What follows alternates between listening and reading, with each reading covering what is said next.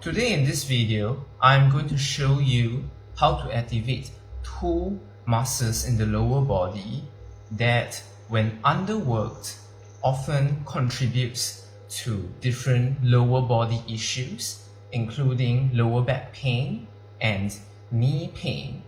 Knee pain specifically at the outside of the knee. So if you take a look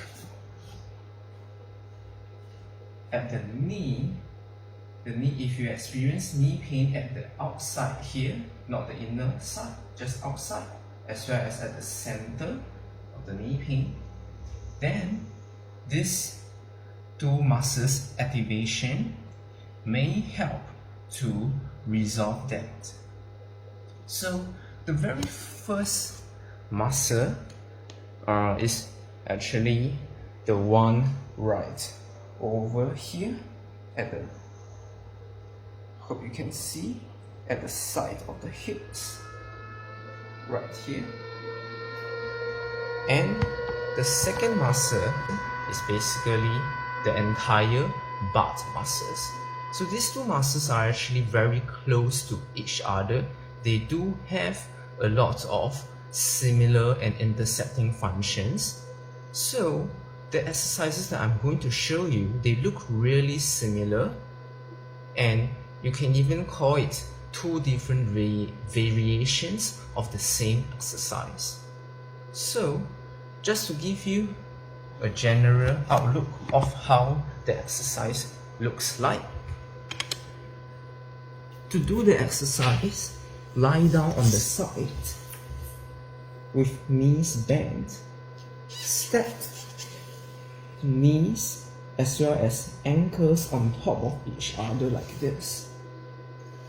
And what you are going to do is basically, right now lying down on my right side, so my right side is resting. I'm actually training on my left side, the left side hips and the left side whole butt region.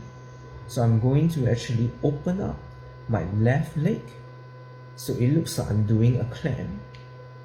So this is the exercise that we are doing, and after doing it on one side, we will switch side, whereby I will turn over to the other side, and that's where I work on the right side.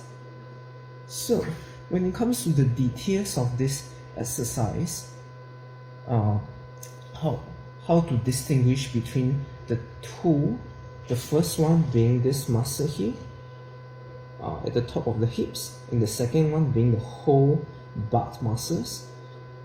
The main distinction is to train just this muscle over here. You want to, if you look at my feet, you want to actually kick the outside of the feet in contact throughout while doing the side clamp. That way, my knee does not open up very much. In fact, it's just a very short range of motion.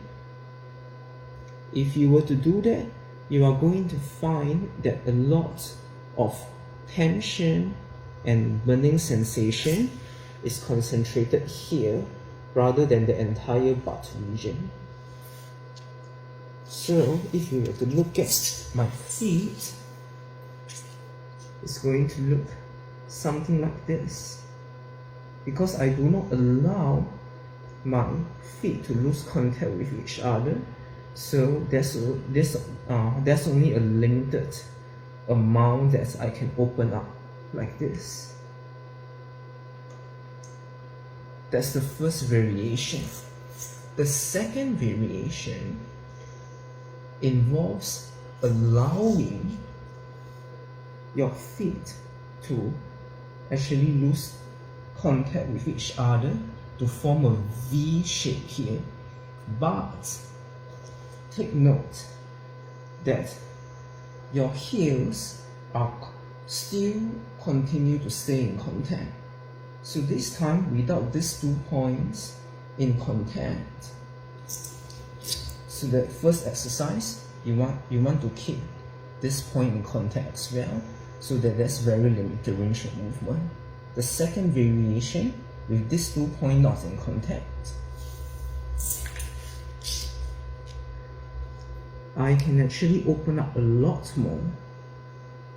This is the first variation. This is the second variation. With the second variation, we are going to find that the pressure and the exertion get shifted to not just this region, but the entire butt region.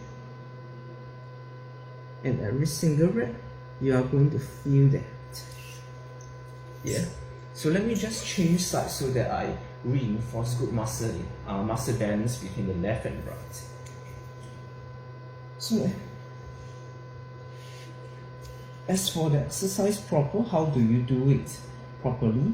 Every single rep, regardless of the variation, whether you are doing the first variation or the second variation, the bigger one, okay, you are going to do every single rep one at a time.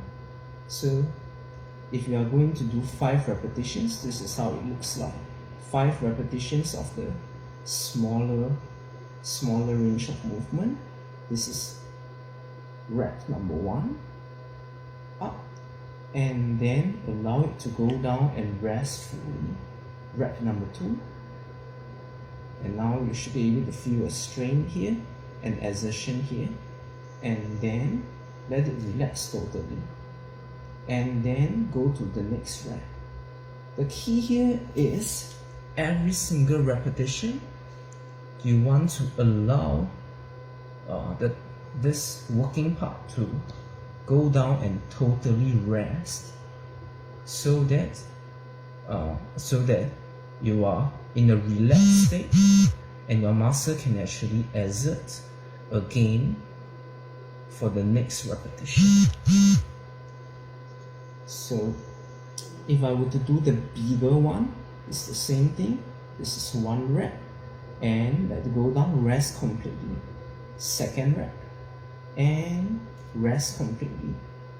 If I do not rest completely, it's going to look like this. 1, go down, still not relaxed yet, and I go again. It's still considered 1 repetition. Because you are trying to activate the muscles, you want every single repetition to be independent from each other. In order to do that effectively, you want to relax after every single repetition. And how many repetitions do we do? Usually each side, each variation, 15 to 20 repetitions. Meaning, on the right side, the smaller variation, this is 1, 2, 3, and I will keep doing until 15 to 20 reps. And then I change the bigger variation, 1, 2, 3, and so on until I hit 15 to 20 repetitions. Then after that, I switch to the next side and do both variations. So